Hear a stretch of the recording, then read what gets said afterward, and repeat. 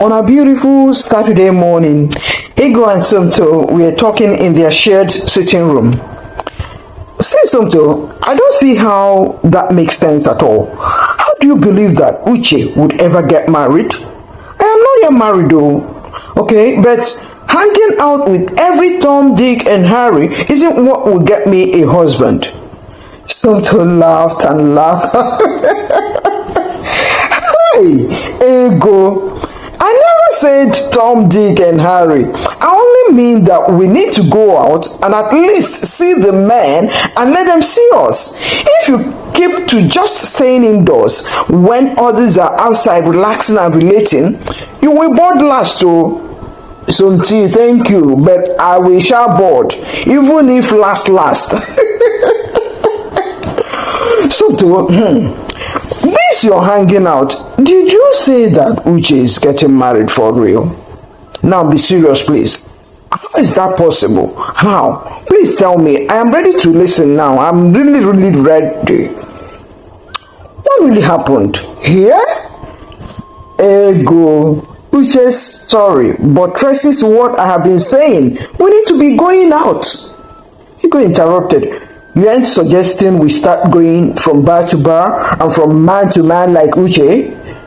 And then someone would pick us for a wife? No, please don't believe that lie. That's not what I'm saying, Ego. I just mean that we need to go out decently, of course, to see and be seen. This weekly one-way traffic of going to work and coming straight back home and staying indoors to clean up the house and sleep at the weekends isn't good for our marital desires. Our office men are either all married or are too work committed or far younger than us. We ain't getting younger, or are we? Anyway, back to the Uche gist. To start with, Uche became quiet and stopped hanging around. She started covering up her hair with scarves, stopped wearing trinkets, and started wearing very long dresses with long sleeves. It was like, she transformed from being a bar girl, and I mean a call girl, to this iced-water girl that wakes up early to go to church. I don't know what happened really, but her brother told me she's getting married. You mean her brother Emeka? Ha! Ego asked and continued. How would she endure not going to the bars and nightclubs and following one man or the other home for the night? And who is the guy that is marrying her? Does he not know her stories? Are his people not aware of who Uche really is? I don't know, but this sounds really unreal to me. Well, let me call Emeka. Hello, Emeka. How are you? How's your family? And how's business? Oh, good. We are good, Ego. Thank you. What's up? I hear your elder sister is getting married, Emeka. Is it true? It is true. We are all preparing. I am relieved because the shame we have endured over many years because of her, Anyway, now, if not for your DPO uncle, I would have been sleeping in and out of police cells over one crime or the other that she committed. A few times back at home then, you remember, they would pick me and lock me up once they come and don't get her at home. I feared for her and I feared for my life too. Anyway, this is OG's now. Yes, she's getting married. The guy's father has a lot of money and they live in Lagos. He is the very first son of the man and the heir apparent of the chief's huge estates. Ego said, Anyway, congratulations to you and your entire family. 1 month later, Uche was invited to Lagos to visit the family she's getting married into. She was weirdly quiet. She often refused to go out for sightseeing, as if that was too sinful for her. She spent a week with the family, and 2 days to her departure, the would-be husband, Eloka, wanted to take her out to shop. She said she was okay with what she had. Then the next day, Eloka's sister, Maka, persuaded her, and they went shopping together. At the shop, Uche said, I want to pick only very long dresses because I don't want anything that would expose my body to men. The next day, Uche traveled back home. Uche came back home, dropped her bags, and went straight to see her uncle, Chief Mbakwe. This uncle, Mbakwe, is the brain behind this Uche and this marriage adventure. For all the trouble Uche had given their family, he wanted her married off as fast as possible and to whoever was willing to have her as a wife before she kills off her mother, either physically or by a broken heart. Uncle, everything went well. That Lagos is a very big city. I can't even find my way around. So the question of whether to sneak out to go to a bar didn't arise. And of course, I kept wearing my long dresses with long sleeves. Their daughter took me to the shop and picked more long dresses with long sleeves. Uncle, I was so tempted to rock a particular tune they had on one evening. Eloka's sister Maka and her friends were dancing. They said I should join them. I told them I don't dance at all, that it is a sin to dance. Uncle, I remembered everything you told me, and I sat put. Even when my feet were moving to the tune, they were too engrossed in their dance that they didn't even notice. But the beer was so tempting. When they went out and wanted me to follow them, I refused.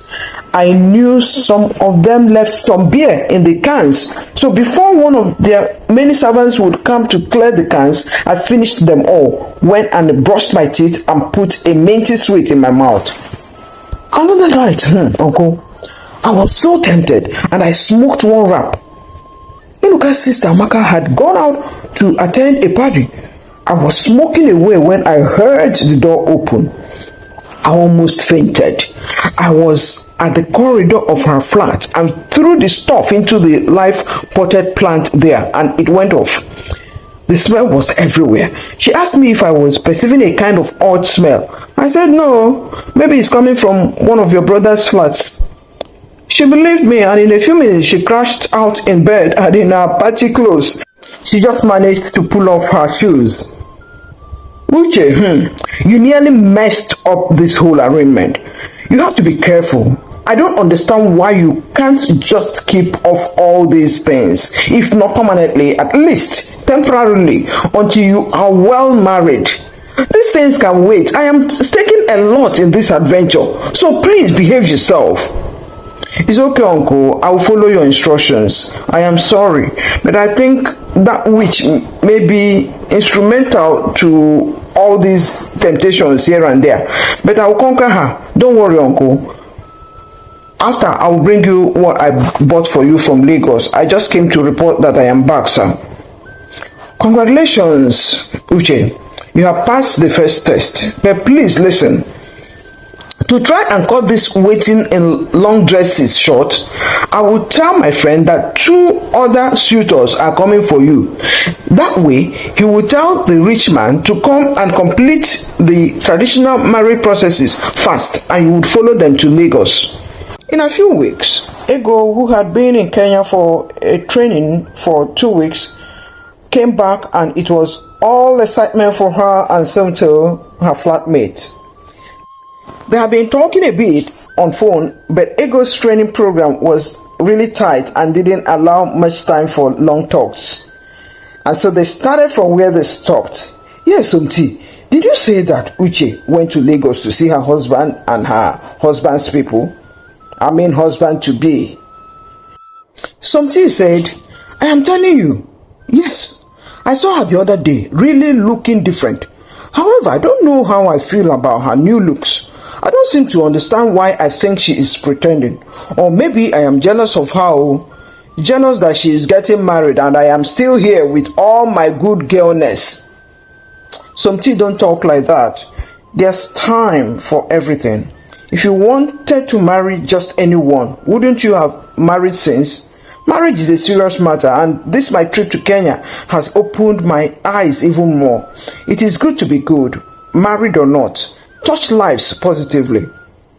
Somto said, and again Ego, Her uncle, who is standing in for her late father, told the suitor's family that they don't need any loud traditional marriage, that his niece Uche is quiet and shy and would prefer that they do a traditional marriage without canopies, with very few invited guests in attendance, not more than 25, that they want a family with family event. I don't know why he wants it done that way, but ego.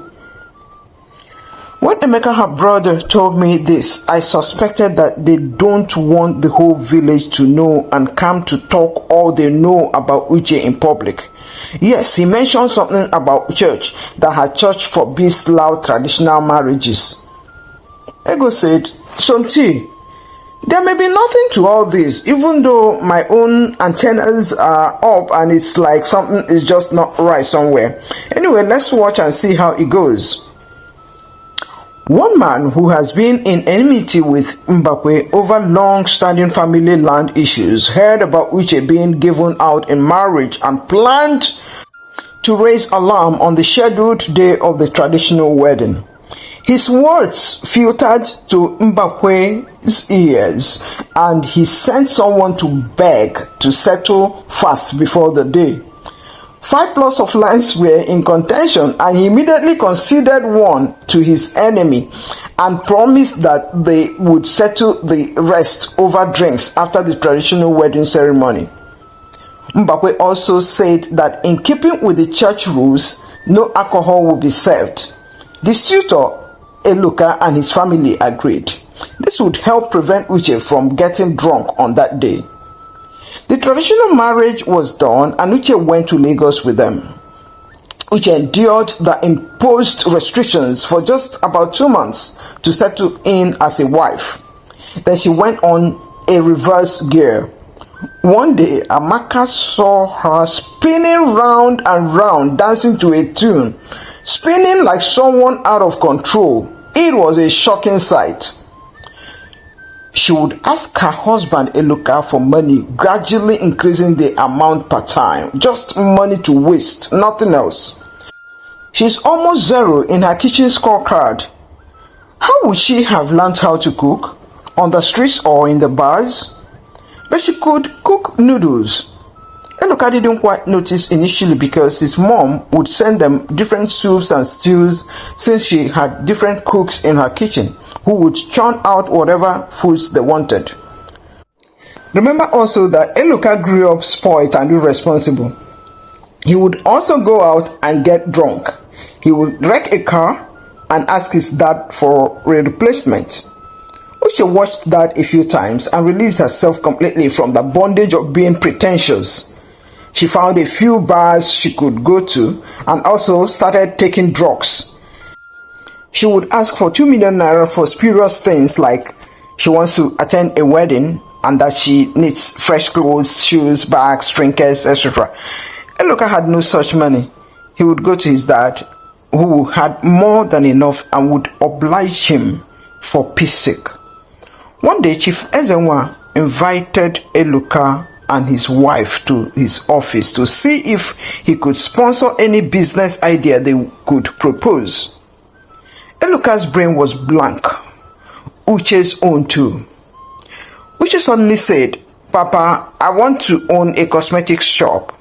I want to have different designer perfumes and designer makeup products in the shop. Papa said, that's a great idea. Would you not rather be a designer's representative in Nigeria? It will require your having to go to Italy, Spain, and New York. These are places we have high concentration of designers as at today. It may change tomorrow. Well, Uche, think about it and let's get it done. I'll make a few calls to get the ball rolling. From that office, Eloka and Uche went to drink. By 9 the next morning, Papa called Eloka. He rang through but no answer. Called Uche, the same thing. He sent his driver to their house. He knocked hard before Eloka sleepily answered and then opened the door. Uche also woke up because of the noise. By the time the driver left, Uche said to Eloka, would you be the one to be running that shop? I don't want to. Eloka said, you are the one that mentioned shop. How can I be running a shop in Lagos? Are you okay? I am the first son of Chief Ezenwa. Do you realize the weight of that? Run a shop? You are insulting me, oh. Then she went to the kitchen to talk to herself. I don't want to go anywhere. Go to New York for what? I can hardly spell and write my name. Now it's to go to New York for business training that I would do. I don't know why these big men just blow up matters. Let him give me the money. I have heard how they catch drug addicts and peddlers and even imprison some. My freedom is important to me, oh, I beg. What if I get that money and just disappear? Eloka is on drugs and is not even well. It is easy for me to get out money from these people using Eloka's health as an excuse. Chief Ezenwa invited them again. Eloka was a bit down and so only Uche went. She told the chief that Eloka is important to her, that she wouldn't want to leave him to travel. She would prefer to carry him to a man she heard about in Ijebu who cures different diseases. The man is good and I want to take him there. I'll pay the man some money before we get there. 3 million naira is the deposit because he said that he suspects that Eloka is suffering from HIV. He would also give me medication for myself because he said it's possible I have it too. Well, that's alright. So how long are you people going to stay there? It will be about 2 weeks, sir. Are you staying in a hotel or the man has rooms for his patients? Asked Chief Ezenwa. We will stay in a hotel, sir, and visit his center from there. Well, you can see I am running late. I have a meeting with some clients in 15 minutes. Send me your budget this night, please. I will be off to Brazil by tomorrow evening. I need to settle you and your husband before I leave. Uche sent a budget of 6.5 million naira. Chief sent her 7 million naira and traveled as scheduled. Uche gave Eloka an overdose of drugs, collected whatever she could, including his phones and gold chains, and fled. Eloka woke up and didn't see Uche anywhere. He didn't see his phones, and on getting to his dressing table and drawers, every valuable had disappeared. He didn't know what to make out of this. He didn't have a phone to make calls. 7 months after, Chief Ezenwa came back from work one day and had a chat with his wife on this. Darling, what else am I supposed to do for Eloka to stand on his feet? They said I should marry for him. I did. Now, the wife is even worse than him in drinking, doing drugs, and gross irresponsibility. I meant to open a big business for them. But she ran away with a token 7 million naira plus a few valuables in their flat. Mrs. Ezenwa said, Darling, it has happened, and even the OC that made the connection has no clues where the girl is. The girl's uncle said he hasn't seen the girl since we brought her to Lagos. I smelled a rat when the man said he didn't want a loud traditional wedding. Yes, some people rightly choose small parties without meaning to hide anything. But this one, with all I saw of her when she first came to visit, I felt something was not adding up somewhere. But it's not late to maybe find another wife for Eloka. Wife? How? Even if Eloka finds a wife by himself now, I wouldn't support any marriage for him at all. Let's face it, the girl is someone's daughter, right? Would you like any of your daughters to marry someone like Eloka? It breaks my heart to see him the way he is, but no. I wouldn't want to subject someone's daughter to the ordeal of marrying my son, who is the most irresponsible of all my children. I would really like you to discuss with him on how to go to a rehab. I read about one in Namibia. I have made my research and it's a good place for him. I don't have time, doesn't reach this one. I will personally take him there and give him double his monthly stipend if he agrees. Talk to him, please. Oh, and how did it all begin? 2 years ago, Chief Mbakwe's friend Uche, who resides in Lagos, called to make inquiries on availability of a lady who would be ready to marry immediately. Uche said, the suitor is a very irresponsible first son of a very rich man in Lagos from your village, Mbakwe. You know him, Chief Ezenwa, the owner of Ebanato. Mbakwe says, sure, who doesn't know Onwa, our great man? Uche said, Onwa wants a good and quiet, nice girl from Ebanato village. Mbakwe assured him he has 3, but that he would present the very best first. Mbakwe reasoned, they want a very nice, quiet, responsible girl to marry their irresponsible, troublesome son. Okay, we shall package one that fits them. Uche.